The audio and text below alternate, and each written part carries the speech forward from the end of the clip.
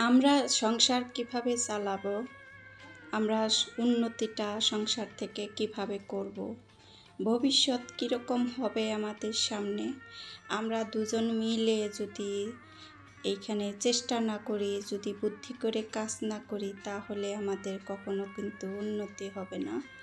আর আমরা যদি এই সংসার জীবন থেকে কিছু কিছু করে আয় করতে চাই, যদি টাকা সেভ করতে চাই, তাহলে কিন্তু আমাদের বুদ্ধি করে সংসারটা চালাতে হবে। দুজনে মিলেই আমাদের সংসারটা এগিয়ে নিতে হবে। সব কিছু মিলিয়ে হচ্ছে আমাদের দুঃখ সুখ মিলে সংসার জীবন। সেইখানে একা কিন্তু কিছুই করা সম্ভব না, যদি সাথে না থাকে আমাদের হাজব্যান্ড, ঘরের মানুষ। অনেক সময় অনেক কিছু ছেলেরা বুঝতে চায় না। আমরা মার্কেট করার জন্য, বাজার করার জন্য একটা লিস্ট হাতে ধরিয়ে দেই, সেই অনুযায়ী লিস্ট করা অনুযায়ী তারা বাজার করে নিয়ে আসে। আর আমরা যদি বলি যে যদি সংসারের কাঁচা বাজারের কথা বলি যে এই লাগবে, শুধু নিয়ে আসো, লিস্ট না করে, টাকা পরিমাণ কীরকম আছে না জেনে যদি আমরা হুটহাট যদি বাজার করি, তাহলে কিন্তু অনেক খরচ হয়ে যায়। আর আমরা হিসাব করে চলবো, হিসাব করে খাতা কলমে হিসাব করে তারপরে মার্কেট করার জন্য টাকা গুছিয়ে তারপরে দেব যে কোনটার কোন দাম। আমরা কিন্তু অনেক সময় আছে যে নতুন যে কোনো সবজি বের হইলে ওইটার প্রতি আগ্রহ হয় বেশি, যে কিনে আনি, নতুন সবজিটা বের হয়েছে, কিন্তু ওইখানে আমাদের টাকা কিন্তু বেশি লাগতেছে। আমাদের হিসাব করে চলতে হবে। যদি হিসাব করে না চলি, তাহলে যার যা মনে হয় তাই যদি করি, তাহলে কিন্তু এখান থেকে আমাদের টাকা সেভ করা হবে না। টাকা সেভ করতে হলে আমাদের সবসময়ই হিসাব করেই চলতে হবে। হিসাবের উপরেই হচ্ছে সংসারের আয় উন্নতি। অনেকেই দেখবা যে অনেক টাকা হাতে নিয়ে সংসার চালায়, সংসার চালানোর পরে মাস শেষে তাদের হাতে কিছুই থাকে না। আর যদি হিসাব করে সংসারটা চালাও, তাহলে কিন্তু দেখবে যে মাস শেষে আমাদের কাছে অনেক টাকাই বেঁচে যায়। আর এইখানে আমি তো কথায় কথায় তো সবজি নিয়ে আসছে, বাজারটা আগের দিন নিয়ে আসছিল, আমি বের করি নাই, ওইভাবেই আর কি রাখা হয়েছে।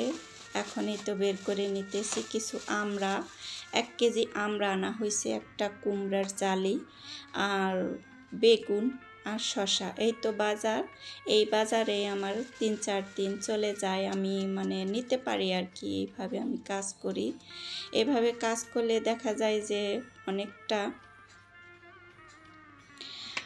দিন আমরা নিতে পারি। যেইখানে আমরা হিসাব করে চললে যে 2টা মুরগি কিনে রাখলাম, আর কাঁচা বাজার আমরা সপ্তাহে সপ্তাহে করলাম। 2টা মুরগিতে আমরা 4টা করে, একটা মুরগিতে 4টা করে ভাগ করলেও আমাদের 2টা মুরগিতে 8 ভাগ হয়। 8 ভাগ আমরা এই সবজির পাশাপাশি, মাছের পাশাপাশি আমরা মুরগিটা খেতে পারি। আর সেইখানে যদি আমরা নিরামিষ খাই একদিন, তারপরে ডাউল খাই, এইভাবে করে আমাদের অনেকটা সেভ হয় টাকা। অনেক দিন আমরা বাজার না করেও চলতে পারি, যদি বাসায় কিছু একটা করে আমরা খরচ করি। বাসার সবজি আছে অনেক সময় যে আমরা অনেকটা সবজি বাগান থেকে তুলে খাই। এই তো দেখা হয় যে আমি 4টা কি 5টা করলা তুলছি। এইখানে আমি করলা গাছটা লাগাইছিলাম না, আমার ওই যে করলা খাওয়ার পরে যে বীজটা ওইখানে সবজির সাথে, চোচার সাথে যে আসে, ওইটার থেকে আমার এইখানে করলা গাছটা হয়েছে। খুব সুন্দর করলা গাছের আরও অনেক কড়া বের হয়েছে, ভালোই লাগলো তুলতে। 5-6টা তুলছি, তার সাথে একটা আলু মিশিয়ে আমি একটু ভাজি করে নিয়েছি। এই তো একটা সবজি আমার হয়ে গেল। এরকম করে আমরা টুকটাক একটা কি দুইটা সবজিও যদি আমরা বাসার থেকে তুলতে পারি তাহলে কিন্তু অনেকটা ভালো লাগে, আনন্দ লাগে আর কি। টাকা বাঁচানো তেমন একটা বিষয় না এখানে, হাতের সবজি যে আমরা তুলে রান্না করতে পারি এটাই আমার কাছে অনেক ভালো লাগে। এক এক সময় অনেক আনন্দ লাগে সবজিগুলা তুলতে। এইখানে লাউয়ের ডগাগুলা অনেক সুন্দর হয়েছে, ছাড়ছে অনেকগুলা ডগা, তুলে নিব একদিন তুলে নিলে তো শুটকি মাছ দিয়ে রান্না করলে ভালো লাগে, চিংড়ি মাছ দিয়ে রান্না করলেও ভালো লাগে। আবার একটু শাকটা রসুন দিয়ে ভাজি করে দেখো অনেক ভালো লাগে। এই যে লাউয়ের মিষ্টি মিষ্টি লাউয়ের ডগাগুলা। এখানে চাল কুমড়াটা কেটে নিছি আমি, তো চিংড়ি মাছ দিয়ে রান্না করার জন্য অনেকটা ভালো লাগছে। চিংড়ি মাছ দিয়ে যে কোনো সবজি রান্না করো অনেক ভালো লাগে খেতে, সবাই হয়তো জানো, সবাই চিংড়ি মাছ কম বেশি খাও। কারোর হয়তো যে অ্যালার্জির কারণে কেউ খাও না অতটা, আমার আবার অ্যালার্জি কি আমি কিছুই বুঝি না, আমার ভালো লাগে যেটা আমি ওইটা খাই আর কি। সবার সাথে এটাই শেয়ার করলাম যে আমার অ্যালার্জি হোক আর যাই হোক আমার যেটা ভালো লাগে ওইটা আমি যতটুকুই পারি খাই। এইখানে আমি তো চিংড়ি মাছটা একটু কষিয়ে নিতেছি, লাউ চাল কুমড়াটা রান্না করব। এভাবে আমার রান্নাটা হয়ে গেল। এই তো আমি এখানে একটু ছোট মাছ ভাজি করে নিছি, আর ওই যে করলা আলু দিয়ে একটু পেঁয়াজ দিয়ে ভাজি করে এই তিনটা সবজি করে নিছি আজকে আমি। তিনটা সবজির মধ্যে তো একটা মাছের চচ্চড়ি, মাছটা বের করতাম না, ছোট মাছটা, ওইটা দিয়ে আরেকটা সবজি রান্না করা হয়ে যেত, আরেকদিন চলে যেত।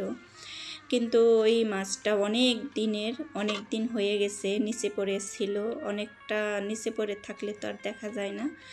আর একটা একটা করে উঠাইতে দেখি যে ছোটো মাছগুলো অনেক শুকিয়ে গেছে, তার জন্য বের করে একটু চচ্চড়ি করে নিছি। এইখানে দেখো যে করলাগুলো আমি কেটে নিতেছি, করলা গাছের করলা, তাজা করলাটা অনেক ভালো লাগলো, খাইতেও অনেক বেশ ভালো লাগছে।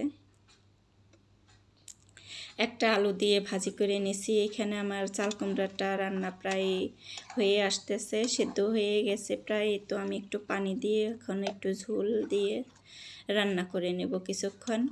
সবাই জানো রান্না করতে হয় কীরকম করে, তারপরে একটু শেয়ার করলাম। অনেক দিন ধরে পুরো রান্নাটা শেয়ার করা হয় না, আর তার জন্য একটু শেয়ার করে দিলাম। ভালো লাগতেছিল না রান্না করতে, তারপরও এই তো খুটখুট করে অনেক কিছু রান্না করে নিলাম। এখন পর্যন্ত যে আমার পাশে আছো, লাইক দাও নাই, মনে করে দিলাম, লাইক দিয়ে তারপর আমার ভিডিওটা কন্টিনিউ করো। আর ভালোবাসলে ভালোবেসে থেকে যেও আমার পরিবারে সদস্য হয়ে। এখানে আমি যে আমড়াগুলা দেখালাম, সবগুলো আমরা মনে করছিলাম যে একটু চিনি দিয়ে জাল করে নেব, একটু লবণ আর চিনি দিয়ে, ভালো লাগবে খাইতে। আর ওইভাবে আমি দুইটা কেটে নিছি, আর রান্না করা হয় নাই, রেখে দিছিলাম, ভালো লাগলো না।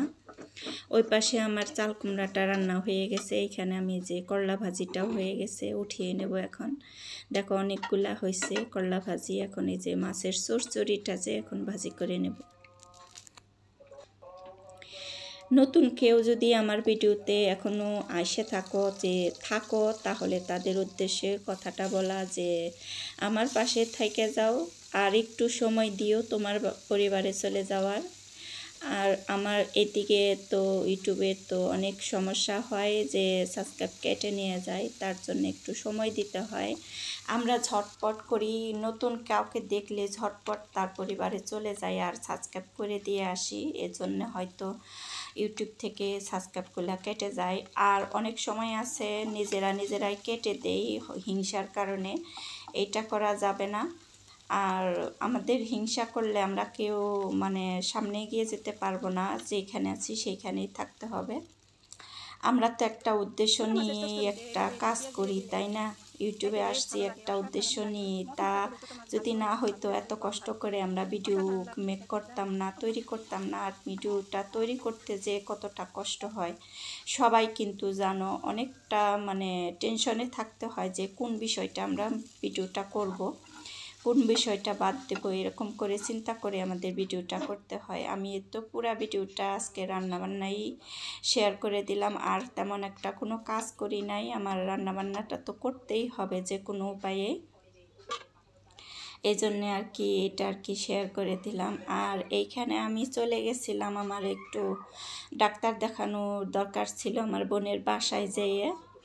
ওইখান থেকে বোনদের নিয়ে আমি ডাক্তারের কাছে চলে গেছিলাম। আমার বোন জামাই এটা তৈরি করছে, দেখো তো কেমন হয়েছে, অনেক সুন্দর হয়েছে না মাছগুলো, এত সুন্দর লাগলো আমার কাছে, আমি ভিডিও না করে পারলামই না। পানির যে বলকানিটা ওইটাও আমার কাছে অসাধারণ লাগছে, খুবই ভালো লাগছে। এখানে আমি একটু দাঁড়িয়ে থেকে ভিডিওটা করে নিছি। সবাই বলবা মাছগুলাই তো চান্দা মাছ, রূপালি চান্দা মাছগুলা কেমন সুন্দর লাগতেছিল। আমার বোন জামাইও হাতে থেকে নিয়ে আর একটু ভিডিও করে দিল যে আমি একটু করে দেই, তার জন্যে আমি একটু দাঁড়িয়েছিলাম। এখানে উনি সুন্দর করে ভিডিওটা করে নিছে। আর এই তো আমার বোনের যে মেয়ের শ্বশুরবাড়ির থেকে এই তো এতগুলা জাম্বুরা পাঠিয়ে দিছে আর কলা পাঠিয়ে দিছে, এখন এই যে দেখাই দিতেছি। আজকে এই পর্যন্তই ছিল ভিডিওটা। আমার কেমন লাগলো বকবগানি তা কমেন্টের মাধ্যমে জানিয়ে দিতে পারো। তেমন একটা শরীরটা ভালো না আর কি, কথা বলতেও ভালো লাগতেছিল না, তারপরেও বকবক করলাম। প্রচণ্ড মাথা ব্যথা আর শরীরটা বুঝতেই পারতেছো, অনেক দিন ধরে আমি বলতেছি যে আমার শরীরটা ভালো না। আজকে এই পর্যন্তই ছিল ভিডিওটা। আমরা যে বিকেলবেলা বোনের বাসায় অনেক মজা করলাম, আনন্দ করলাম। আমার মেয়ে তো ছোট মানুষের মতো এতে ছোট খেলনা দিয়ে খেলতেছিল, সেখানে দাঁড়িয়ে একটু ভিডিও করে নিলাম, সুন্দর করে সাজিয়ে নিচ্ছে খেলনাগুলা দিয়ে। আমার এই যে বোনের ছেলে, ছোট ছেলে, তার খেলনা সেই এগুলা ছড়িয়ে ছিটিয়ে নিচে। আর এই যে শেষে চা করতেছিল, চার একটু ভিডিওটা করে নিলাম। আসসালামু আলাইকুম।